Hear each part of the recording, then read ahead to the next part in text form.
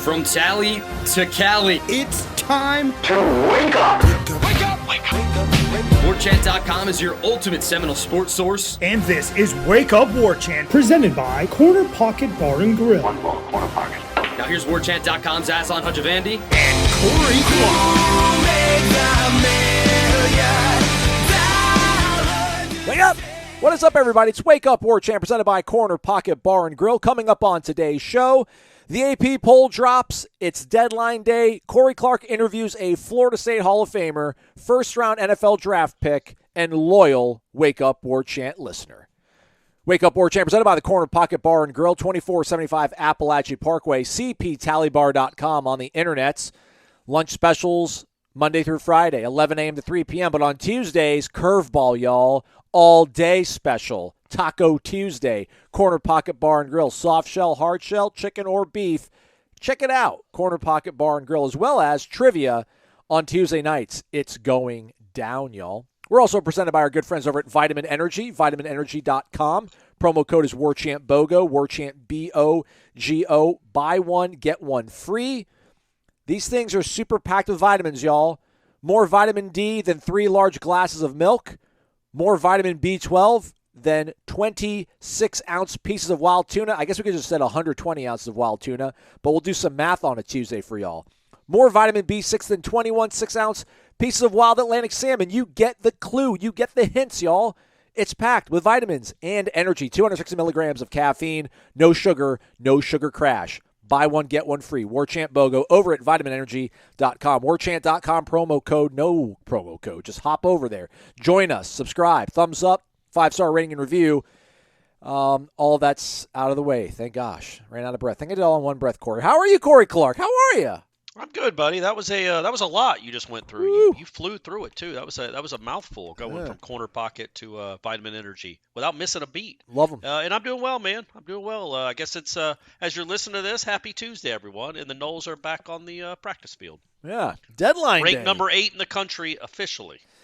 Yeah, you're right. I was just holding out hope. I don't know. Where are we that, Penn State's ahead of us. I don't even know who Penn State's quarterback is. I think they've got one of the top edge rushers in the nation. But guess what? Jared Verse is literally the unanimous number 1 edge rusher in the country.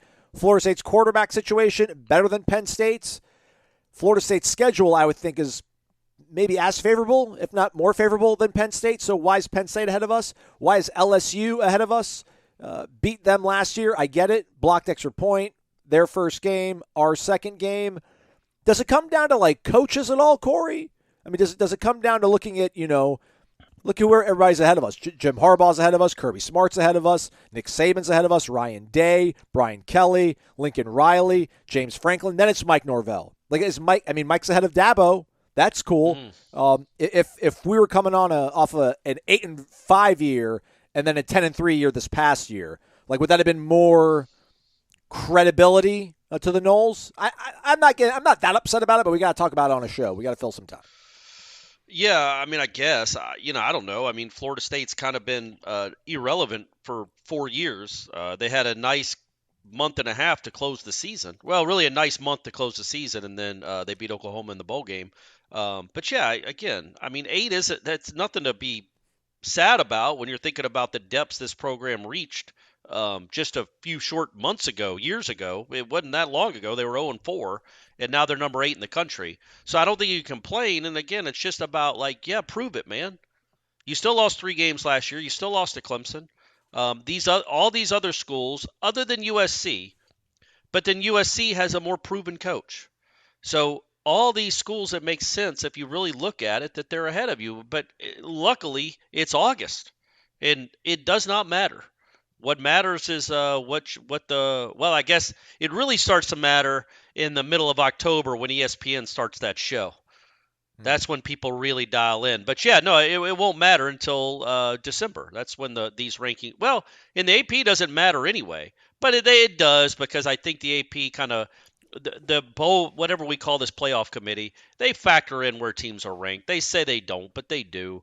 It's just human nature. But none of this will really matter until later in the season, obviously. Well, yeah, I guess, thankfully If you there's. lose LSU, who cares?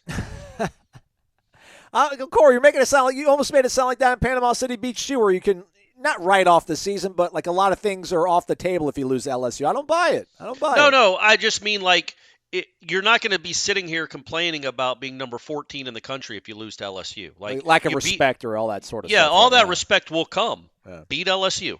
Okay. Beat LSU, you're a top 5 team the next day. So go ahead and knock that out. But if you don't beat LSU, then yeah, I mean it's it didn't matter that you were ranked 8 or 7 or 5. It just go beat that team. Go beat the team ranked ahead of you. Yeah. I think it's like you said. It comes down to not recency bias, but just the recent resume of these teams, and Florida State not having nearly as consistent success as the other teams in front of them here in the most recent 5 sort of year window, if we want to use that. How about the tidbit that Alabama ranked outside the top 3 first time since 2009, which by the way, they ended up going and winning the national title that year, but it's the first time the writers haven't put Alabama in the top 3 since 2009. And what are they? 4? 4, yeah. Yeah. Well, what a tough life. I bet Wake Up Tide. They're just like they're despondent. Yeah. Like, are you kidding me? Number 4. What does Saban have to do? What does he have to prove? So yeah, man, I think that it's cool. Honestly, this isn't just being kind of a softie. I think it's cool again that they're ranked in the top 10. Yeah. It had been a minute, and they're here. So I just want to appreciate that more than kind of wring my hands that they're not 6th or 5th or whatever. You beat LSU, you will be right where you deserve to be. I promise. They cannot. They are going to want to, but they cannot rank LSU ahead of you if you beat them. You will leapfrog them. Do you want to defend the honor of Florida State fans out there that don't have a megaphone, don't have a bully pulpit like you and I have here? Your guy, David Hale, I don't know. How about you interpret it? I don't know. I saw it was set up as kind of maybe being a little bit disrespectful to the Noles. The tweet reads, have you read the tweet? I'll read it out to the people that might not know what I'm talking about. Okay, go for it. Florida State has been ranked in the preseason AP Top 25 18 times since 2000. It has finished with a lower ranking 15 of those times and finished unranked after being a preseason top 25 team 5 times. The exceptions: 2003, they started 13th, ended 11th. 2010, they started 20th and then ended 17th. 2013, they started 11th and they won it all. Yeah, I mean, no, and look, in fairness to Hale, he was responding to a Florida State fan. He had tweeted about how Florida State fans are angsty about this. There's some angst about this season because Florida State fans, I think the message of his tweet was about kind of like, they're not used to having these expectations, and sometimes when you have high expectations, there can be some pressure, and you might finish below them. That does happen. It happens at every school. So I think that was where Hale took it. Because, look, man, I think if you go through most programs, not named Alabama and Georgia, you finish behind where you're ranked, especially if you're routinely in the top 20. And let's be honest, in the lost decade, Florida State kept getting ranked based on what happened in the 90s. Those were not – like I think even 2006, they might have been ranked in the top 10 to start the season. I mean, obviously that wasn't a top 10 team. 2005 was not a top 10 team, but they were still, they were still sailing along on the sails from the 90s. And so then it kind of rectified itself. And then I think that, other than 17, I guess 18 to an extent, but they were barely ranked then. It wasn't as if they haven't, the 16 team kind of reached, I thought, what we thought they could be. The 15 team, they both had 10-win seasons. They both went to the Orange Bowl and the Peach Bowl. I mean, they had fine seasons. So I wouldn't say they were disappointments. Maybe the 16 team was just because of that month where it just didn't play hard. But other than that, I didn't take that issue with it. But I do have this for you, Aslan. It's on our site right now, or will be soon by the time most people listen to this. I did break down, I think I told you I was doing this, and you know it because I texted you a few weeks ago about all the other ACC schools and how many times they've been ranked in the top 10. Yes. So don't want to give it all away because I want you to read it because the numbers are fascinating. But So Florida State, just going to throw this out there. I'll actually read all these. So I'm going to read, since Florida State joined the league in 1992, I'm going to read how all the other ACC schools, and that includes people that have joined later, how many top 10 finishes they've had, and then at the end I'll tell you how many top 10 finishes Florida State or top 10 weeks in the poll. How many times they've been ranked top 10 in a week in the AP poll. So I'm going to start at the top. Virginia, and I'm not including Clemson. Virginia Tech 31, Miami 30, North Carolina 26, Georgia Tech 18. Now remember, Georgia Tech's been in the league with Florida State for 30 years. They've been a top 10 team 18 weeks total. And you're only counting Miami since they joined the conference. Since they joined the conference. Clearly in the 90s they had some top 10 teams. North Carolina 26, Georgia Tech 18, Louisville 10. I believe all of those years were with Lamar Jackson, the 16 year. Virginia 9, Boston College 7, including getting all the way up to number 2 back in 07. North Carolina State 2. North Carolina State has been ranked in the top 10 2 times in 31 years. Wake Forest 2, Duke 0, Pitt 0, Syracuse 0. Florida State 253. Remember, other than Clemson, who I think is like 136, other than Clemson, the next closest one is Virginia Tech at 31. Florida State at 253. And if you're talking about members of the conference that were in the conference when Florida State got there, it's North Carolina at 26. And 10 of those came in 1997.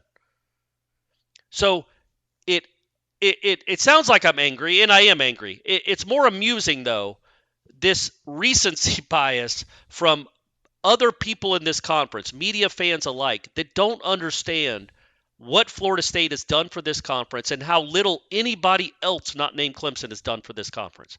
I won't give the exact numbers, but going to the top 5, Florida State and Clemson represent 88% of the top 5 rankings the ACC has had since 1992. 88%. And they represent 100% of the number 1 rankings. Anyway, thought that was interesting. But yeah, they always underperform, right? Almost makes you wonder why they signed that contract back in 2016, right? Like, yeah, we didn't belong here, never have belonged here. We've made the best of the situation. It's no longer tenable, though. Like, think about the research triangle, and we'll include Wake Forest with that. So we'll include North Carolina. So North Carolina State, Wake Forest, and Duke, the 4 North Carolina schools, in the last 30 years, 31 years actually, have been ranked in the top 10 30 times total, or 223 less weeks than one school in Tallahassee. And they have the audacity and the nerve to be upset that Florida State might want something else at this point. Because the thing could be in Aslan, and we're talking about this a little bit because the deadline is today, and we don't think that Florida State is going to announce that they're leaving the ACC today, which is the deadline to leave for the 2024 season. But we also don't think it'll be too much longer till they announce they do want to leave. But either way, the audacity to question why Florida State might want more, because look, back in the 90s, in the 80s, and even in the 2000s to a certain extent, the SEC wasn't making that much more money than the ACC, if at all. Like, they were on an even playing field. And these schools still couldn't do jack squat nationally. And now, what is it going to look like when they're all making $30 million less than the other 2 big boy conferences? They have they've had a chance to compete, and they twiddled their thumbs and failed miserably. So there's no way they're going to all of a sudden improve while the rest of the world that cares about college football makes so much more money than them. So, again, that's why it's past time to get out of here. And, yeah, please read the column. I'm proud of it. I take some shots at Miami that I think everybody will appreciate. And it was a lot of research. That wasn't easy. He's got a child and a fiance, and he's out there doing this for you folks. I have neither of those, and I would not probably would not do that. By the way, Florida State was preseason ranked 11th in 2006. Cal was 9th. Come home, Golden Bears. That's right. Let's relive 2006 all over again. Oh, man. Who was that? Marshawn Lynch? Was he on that team? Probably. Deshaun Jackson? Yeah, probably. Well, they were probably better than Florida State that year, I'm guessing. Yeah. Nothing to do with Florida State, but I just found this funny. It's over on our On3, the mothership, if you will. Kenny Dillingham says, first of all, at his press conference the other day, first of all, we wouldn't have a football team without Nap Lawrence. Yeah. Nap Lawrence is a Sun Devil booster who stood up and pledged $1 million at Jumpstart to activate the Valley, which is their NIL plan. We would not have a football team without Nap. You can put that in every single streaming media you want. Nap Lawrence built our football team. I love it. Also, I think he said he could run routes anytime he wanted. He could come to practice and play quarterback. Yeah.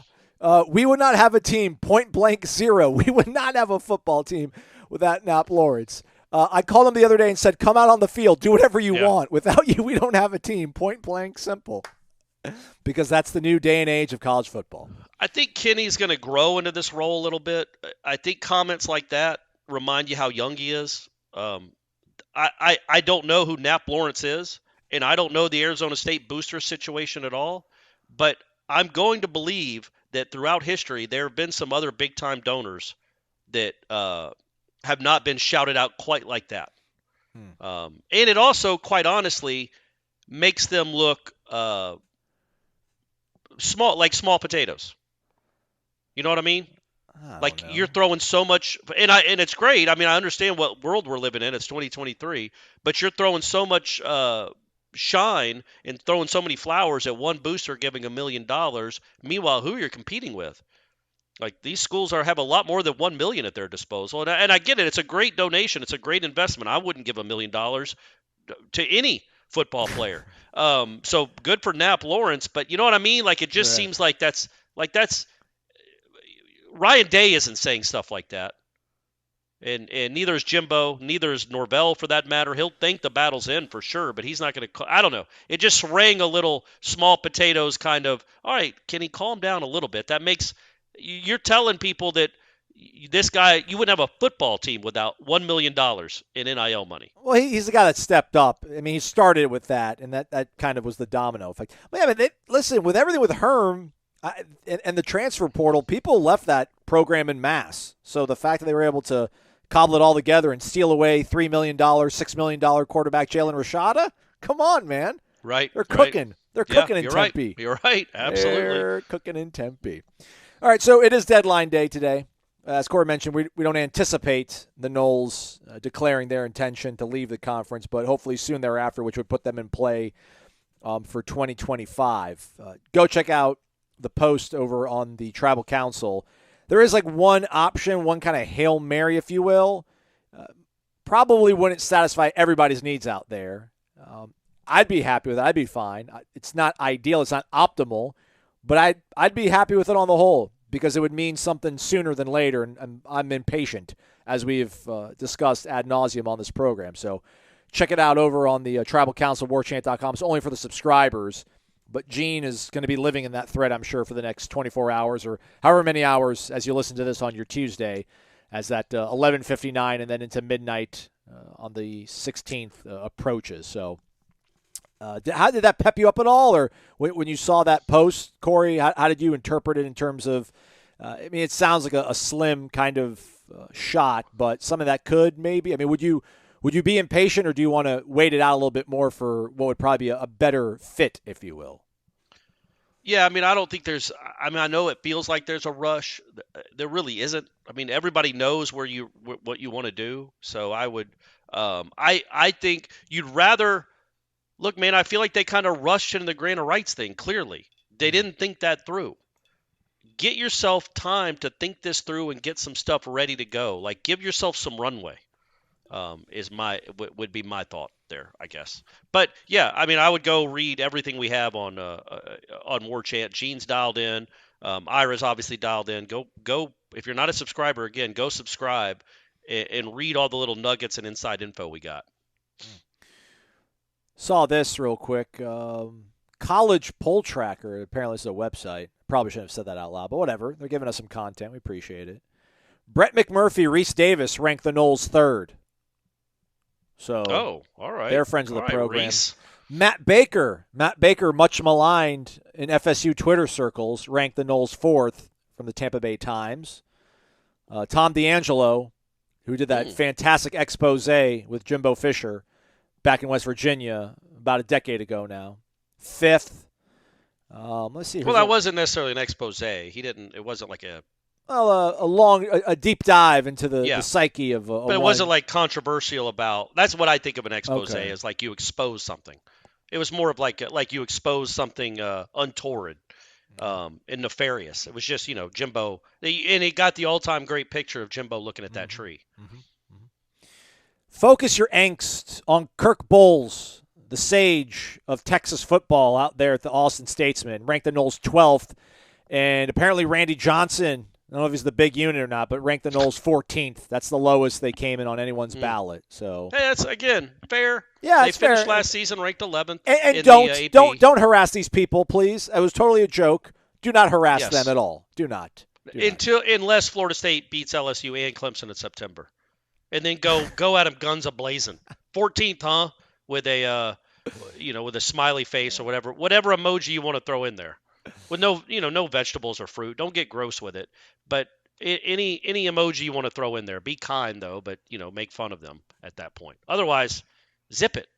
Don't complain until there's a reason to complain. Right now, there's not a reason to complain. You haven't played a game yet. The beat writer for LSU out there in Baton Rouge, Scott Rabale, probably Rabale because it's French. I love it. He's got LSU 6th, Florida State 7th.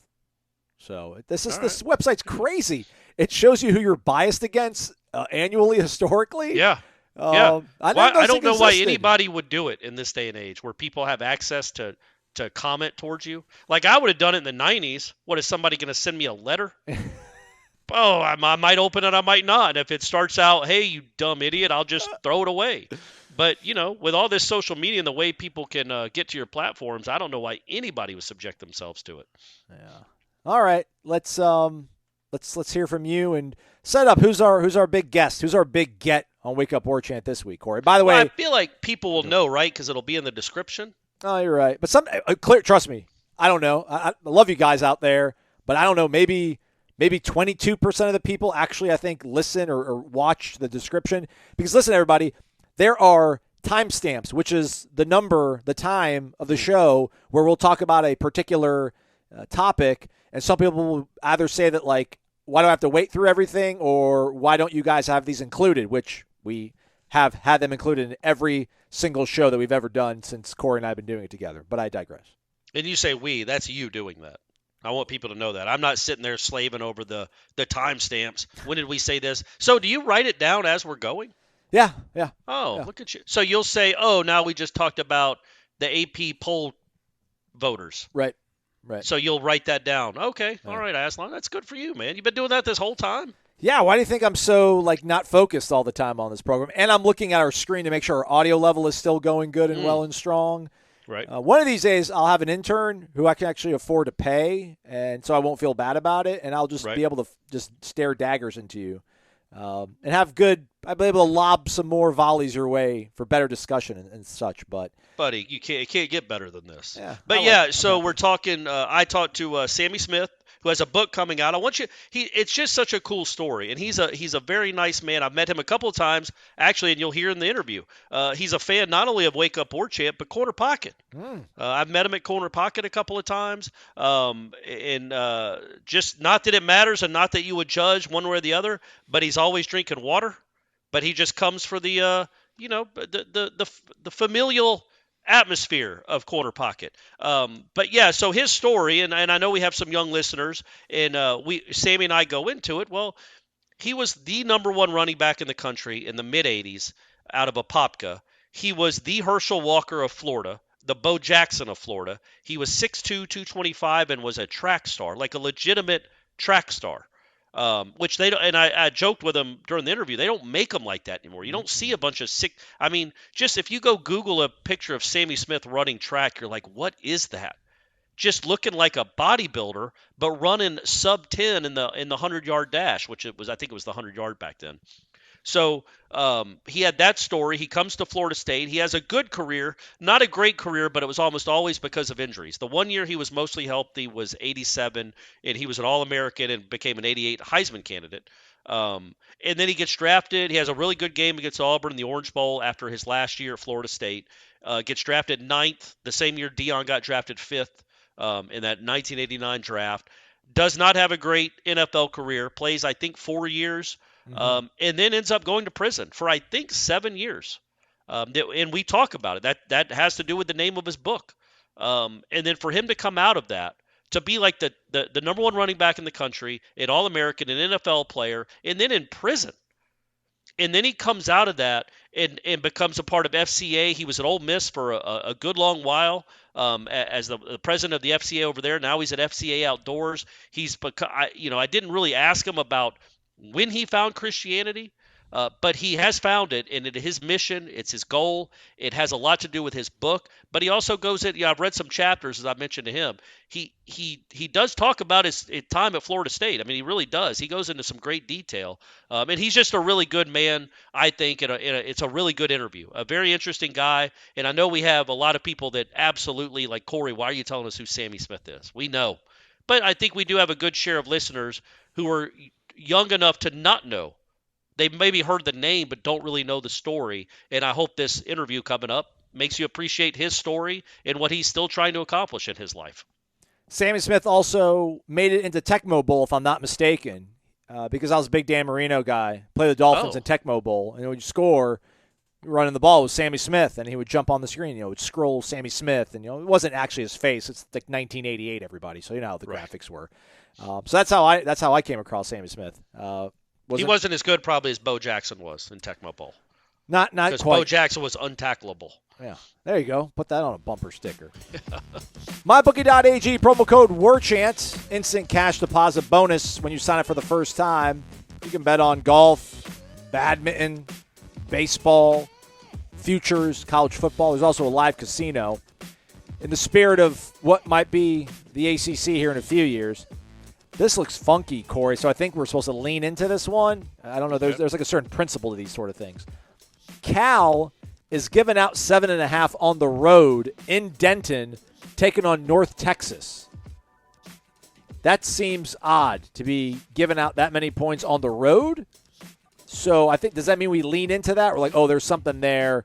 Because at first blush, that's like there's no way. Cal was horrible last year. Yeah, right? You're the road team. Not horrible, but not great. I thought they were I thought they had 1 or 2 wins. That might have been 2021. I think they right. got rid of their coach and they got a new guy. Okay, well there you go. Well, and then they'll do. Who knows what they'll be favored next year when they're on the road in the ACC? Yeah, they're 4-8. All right, okay, so all right, great. not terrible. All right. And Justin Wilcox has been there for 6 years, so I take it back for them getting rid of their coach here. But all right.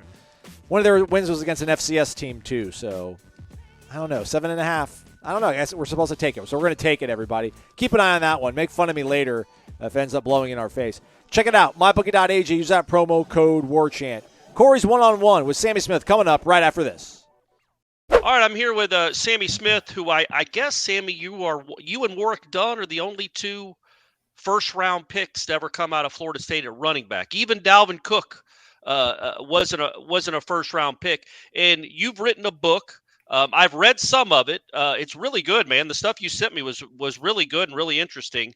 And I guess I want to go back to the beginning of why write a book? What were you trying to accomplish? Because I think the people, maybe the newer generation that listens to our show, isn't maybe familiar with your story, and it's a pretty unique story.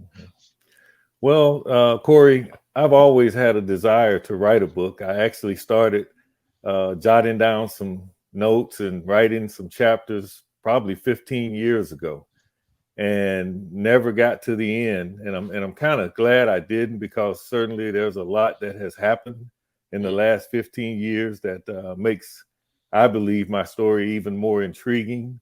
And so it was a labor of love. It was an opportunity for me to be able to get my story out and to share some, I thought, unique things that happened in my life, and some highs and some lows, and being able to come out on the other side of those things. And that's the message that I want to portray in the book, is to allow people to know that, man, you can endure some difficult times. And if you will surrender to them surrender to Christ, man, and be willing to accept those challenging times and what you are supposed to learn from them, then you can be impactful to other people. And that's what we all want to do, is be able to write our own narrative. Right. In your highs and frankly your lows are different than almost anybody that's walked on this earth. I mean, truly. So for the people that don't know or aren't as familiar as you should be, back then they didn't have like 5-star rankings like this. But Sammie Smith was the guy in the country. He was one of the best running backs that had ever come out of Florida. It was a huge recruiting battle. It was around the time of Herschel and Bo. I know you were a little bit later than those guys, but similar body type, incredible speed. I don't know where you guys went. There aren't a lot of running backs like you guys anymore. The track stars that were 6'2", 225, which was, I don't know what was going on in that. It was like a 6-year window when all you guys appeared and then disappeared. But you were one of the biggest stars in the United States as a 17-year-old. How do you, as a teenager, how do you handle that? How do you have a mindset to handle that? And looking back on it, some 40 years later now, did you handle it well? Are you proud of the way you handled that part, that area of your life? I think I am. I think I'm proud of the way I handled that portion. I came from good parents. My mom and dad were tremendous. I've lost my dad now, but I had tremendous parents. We didn't have all the, things that are engaging to athletes and stuff now that they have to deal with. We didn't have NIL. We didn't have transfer portals. And so it was a different time. I think it was a little bit more manageable back then, easier to manage than it is now, because, you can lock in and focus on the school that you choose to go to, which, man, I was a Seminole. I love Florida State and grew up loving Florida State. And so I knew where I wanted to plant my feet and to be able to go and accomplish some things athletically, whether it be in track and field or football. But it's different now, though, certainly. Yeah. And I was going to say, do you feel kind of grateful in a way that you went through it in the mid 80s as opposed to the mid 2020s? It is a completely different animal now for these players, and the attention they get at such a young age. Now you got attention, but honestly, Deion didn't get a ton of attention coming out of high school. He wasn't that big a deal. Maybe today he would have his own documentary team following him around before he arrives in Florida State. Do you feel like you grateful to what it was like back then in a way? I mean, NIL would have been nice now, Sammie. Don't lie now. That would have been sweet. Well, back then there was a different kind of NIL that was illegal. Sure. And I didn't take advantage of that. So let me be clear with that. But at the same time, man, football was just different then. I've just spent the last 7 years at Ole Miss working with their football program and, serving those athletes and the coaches there and, doing ministry and, character development there with those guys. And I've seen the change in those 7 years. Yeah. And quite honestly, it's just different, man. That had a lot to do with me wanting to come back to Florida and to work in the spirit that I'm in now, with FCA Outdoors, because I've seen so many changes that are happening around college football.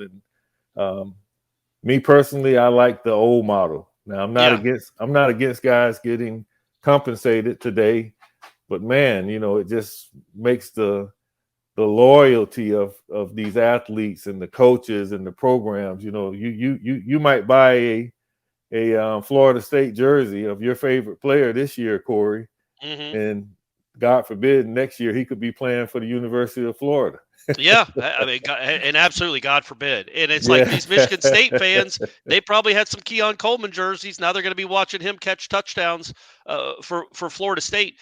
And so going back to your playing career, and I really, what's so fascinating about your story, Sammie, is your post-playing career is what's the most fascinating. And you were a first-round pick. I mean, again, when I talk about guys that have not had highs on earth like you have, you're an All-American at Florida State. But even at Florida State, it wasn't always, you weren't always on the mountaintop. You weren't always at your peak. You had a great year in 87. I know you had some injuries in 88. And then Dexter kind of he shares the backfield with you. And I'm sure you weren't maybe fired up about the way your career ended at Florida State, but at the same time, with you dealing with injuries, do you feel like you reached your potential at Florida State as a college athlete? No, I feel like I had so much more to give. And I had one more year that I could have stayed and played. But it was time. I felt like the market for me to get drafted was there. I enjoyed playing with Dexter. Don't get me wrong. I loved being able to share time with Dexter and Victor Floyd and all of our backfield. We were a group of guys that really loved and cared for each other. And, we didn't care about the numbers. All we really cared about was winning. And so I enjoyed playing with those guys, but I really, look back and, had I stayed another year, maybe I could have had a 1,600 yard season, but that's all in retrospect. I'm proud of my time at Florida State. I feel like I had the opportunity to be a part of some great teams that really started to put Florida State back on the mantle of competing, for championships, and then to watch the guys that did it right after we left was tremendous. I have a lot of pride in Florida State University and our football program there. Shout out to Dexter Carter, by the way. As we were talking about him, I forgot he was also a first-round pick. Yes, he was. The 49ers got him, I think, in the last pick of the draft. I'm going to ask you some Sammie Smith Florida State trivia. Do you know what team you ran for the most yards against in a single game? I believe it might have been East Carolina. Do you know how many yards? I think 244. There you go. See, me and you know the same amount about. And what was number 2? What team was number 2? Because I got this one locked and loaded, and it's never leaving the brain. Well, I know I had a couple hundred yards against Tulane one year. I had a couple hundred yards in the All-American Bowl. That's right, against Indiana. Yeah, I think Indiana might have been the second. Tulane, you had 212. I remember that. And then in Miami in 87, a game that really cost you guys a national championship, 189 against the national champs. You ran for 189 yards, one of like 600 or 700 yard games you had that year. And the last question about Florida State: should you have kicked the extra point? Well, in that Miami game. I know we got almost 35 years of hindsight now, but we wanted to win that game, Corey. Yeah. And if you were watching the sidelines, I think you probably would have saw me and maybe Dion and some other leaders, standing there with Coach Bowden and the guys that were going to make that decision. And we were telling them, we want to win the game. We didn't want to go for 2. They had been pounding on us for quite a few years, and we wanted to leave it all on the field. And a tie is not a win, in my opinion. And so, we did what we had to do. Unfortunately, we didn't make it. And I always questioned, why wasn't I in the game at that time if we weren't going to run the football, if we were going to fake a pass, fake a run. They probably knew a run wasn't coming if you're not in the game, right? So the play action didn't bite it at all on the play action. They didn't. And I knew a bunch of the guys that played, for Miami, and some of them, Benny Blades and those guys, they told me, said, well, man, we knew y'all weren't going to run the ball, Sammy. You had carried the ball for almost 200 yards and you're not in the game. So we knew it was going to be a pass. Yeah, so they did. The play action didn't. None of the linebackers. I think it was Bubba McDowell was the safety. They didn't bite on that at all. And Pat Garner was a great tight end, but he can't catch it when there's 2 guys on him. And so for the young people that don't know, and again, we got a lot of younger listeners, that 87 Miami-Florida State game, literally, genuinely one of the best college football games that's ever been played. You guys kind of dominated them for 3 quarters. They had a big fourth quarter. You lose 26-25. You scored a touchdown with, I want to say like 42 seconds left, something like that. You kicked the extra point, you would have tied it up 26-26 with about 40 seconds left. You went for 2, didn't get it. And then Miami went on to win the national championship. Y'all finished with 1 loss. So did they. And back then there was no overtime. Yeah. So Corey, overtime wasn't an option. Corey, the only game I think in my Florida State career that I literally came in after the game and sat on my stool in my locker room and cried like a baby. Well, I can tell you 12-year-old Corey was crying like a baby sitting in whatever section 11 row 40, whatever section I was in. That was one of the harder ones ever, man. That was a toughie. That was a tough one, but the next year definitely didn't help us out any going down there after that Seminole rap. We definitely didn't get any revenge. Do you remember your lines? Did you have lines in the Seminole rap? Absolutely, I remember them. Well, I'm not asking you to rap. You can say, just tell me what the line was, because I don't remember it. My name is Sammie. I love to run. Just give me the ball and I'll get the job done. Because I'm 6'2", weigh 224. Just give me the ball and watch me score. Run a 9-400. Okay. Turn on the dime. Get in my way, and it's power time. But I don't want to brag about this and that. I just want to do the Seminole rap. And we went down there and got our heads wrapped around the goalpost. Yeah, you sure did. 31-0. Were they rapping it to you during the game? Who wrote? Did you write that? No, I believe Dedrick Dodge and a few other guys got together and wrote that. Those are good lines for you, though, man. Yeah, they're nice. 900. So after your college football career, and again, you had an All-American college career. You were the number 9 pick in the draft. I'm talking again, folks, about all-time highs. Well, then you also have an all-time low after you're done. And you didn't have the pro career you wanted, clearly. And then you had some all-time lows after that. How did you get to where you are now? How did this happen? Because so many times, lives can be lost forever when you make a mistake like that, and you're you're just taken away like that. How did you bounce back, Sammie? Well, I think honestly, Corey, it was the quality of the people that were in my life.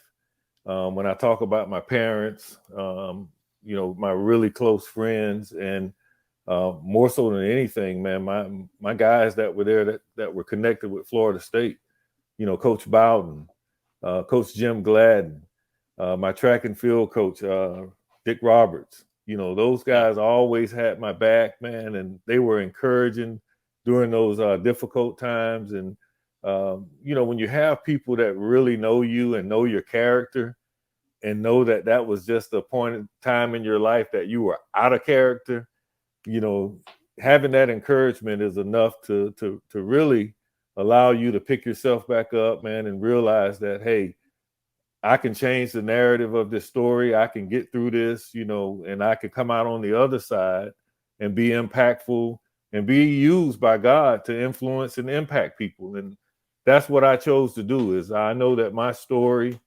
now, and has been for some time, been able to, impact lives and to help change lives and to change narratives and to let you know that, man, you can fall, right? Yeah. But if you're willing to put your boots on and get up and go to work, man, and put in the effort to change your life and to allow God to use that part of your life that wasn't so rosy, then, you definitely can move forward in life. And that's what my book's all about. I think you'll find some encouraging stories in that book. So, yeah, Sammie, about the book, like I said, I think I got to read 4 or 5 chapters. By the way, what's the name of it?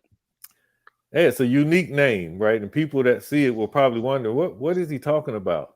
But the title of the book is My Name Is Not 181-21018. And that number was the Federal Bureau of Prisons number that was assigned to me when I got charged and went to prison. Yeah. And so that story just goes on to tell that, man, I'm not defined by that number. I'm not defined by number 33, that I wore at Florida State or Miami, but I'm defined by, who God says I am. And so I'm excited about the book, man. I think it's going to be a blessing to whoever gets it in their hands. Yeah, and I think the message of the book, Sammie, again, not having read all of it, I assume is the message you give every day. It's the message you live. It's the message you walk, and it's what you were trying to do at Ole Miss, and now what you're trying to do at FCA Outdoors, correct? Like with young people, because again, I don't know that there's a better representative of the highs and lows and then bouncing back than you, because you've tasted the mountaintop and been below it.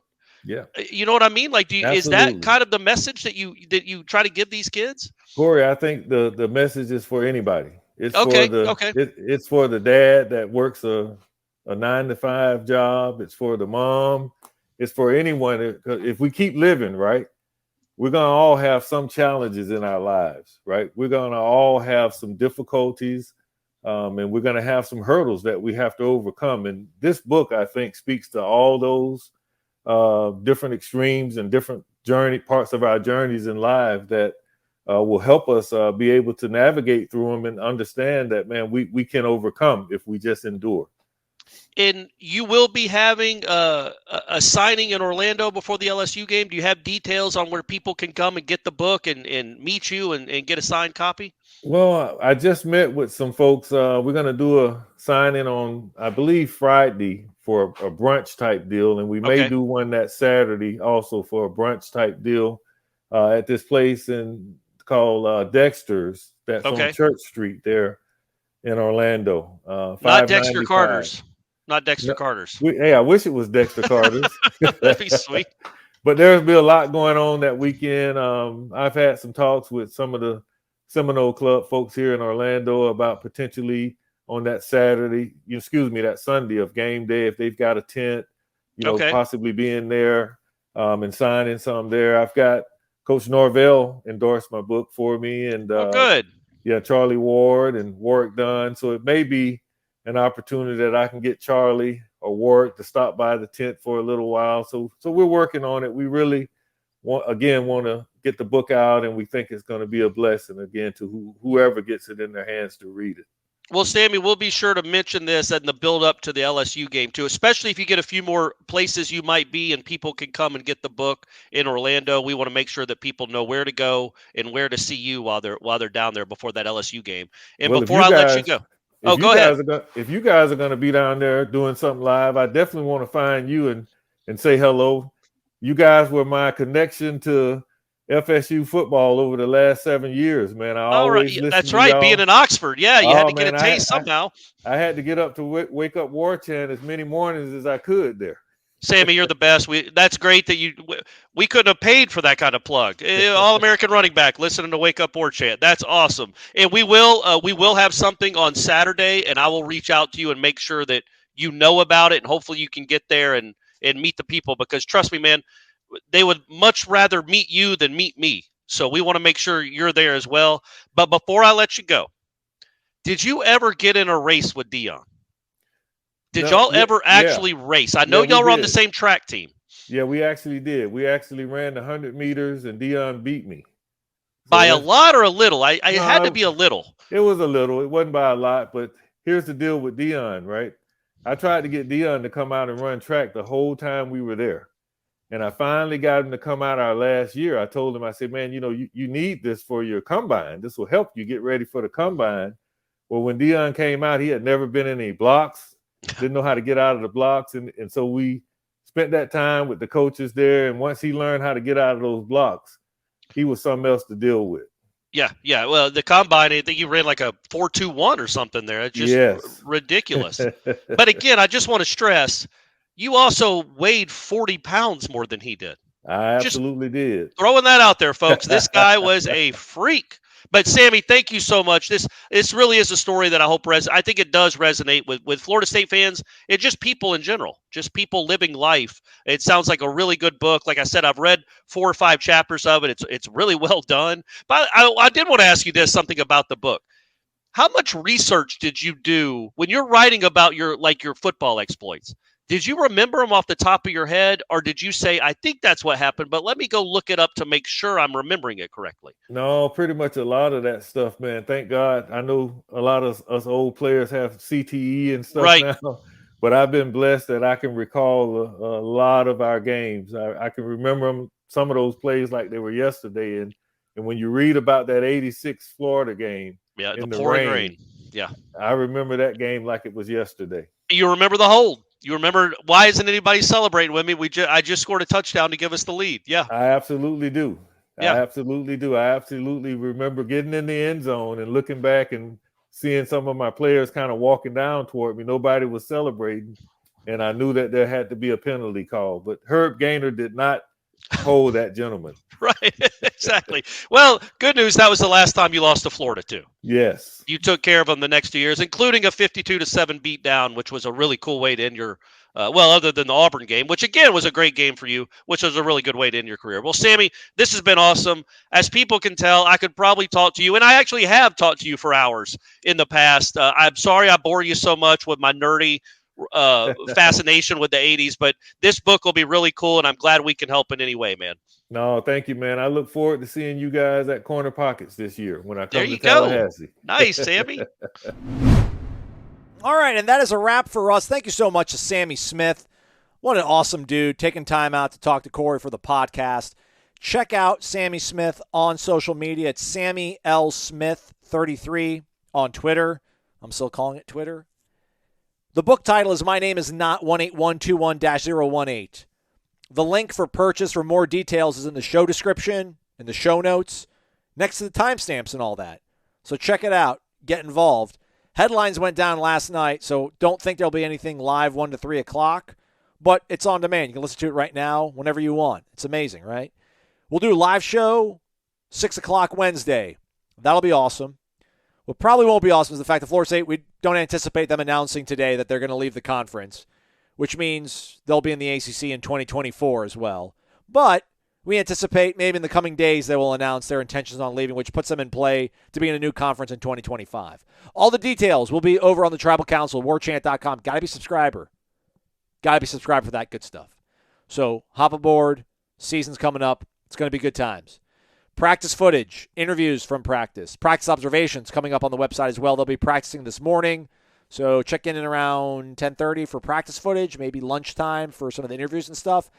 And by the way, a couple people are saying in comments, YouTube, warchant.com, Tribal Council, Aslan, why don't you film this? Film this instead. I want to see the tight ends catching the passes from Jordan, et cetera, et cetera. That's not happening. We get to see periods 1, 2, and 4, and there really isn't a lot of exciting stuff going on in periods 1, 2, and 4. I could walk you through everything that's going on with all the position groups, but you should see the video. It's up there. You know what they're doing. Tight ends are working against linebackers, working against DBs, working on special team stuff, and offensive lines doing their thing. Quarterbacks throwing to student assistants, and D-lines working off in the corner. It's not a lot of intoxicating for the eye, not a lot of good visuals going on out there. So trust me that I'm trying to give you the most exciting stuff, and exciting is a very relative term because there's not a lot of exciting stuff going on. But you're not missing out on Jordan throwing to Johnny, going over top of Ventral Cypress or anything like that, or, even Jaheim running routes. Just don't do it while we're out there. At least able to film in those periods. So just trust my judgment on this sort of stuff. I'm trying to film the stuff that's maybe the most appealing visually, and then I try to maybe one day focus a little bit more on the defense, other day focus a little bit more on the offense. But we're limited in what we can show you, but we're not limited in what we can talk about. So stay connected to warchant.com. Come back tomorrow. We'll do another show. For Corey, I'm Aslan. Thanks for listening to Wake Up Warchant, presented by the Corner Pocket Bar and Grill.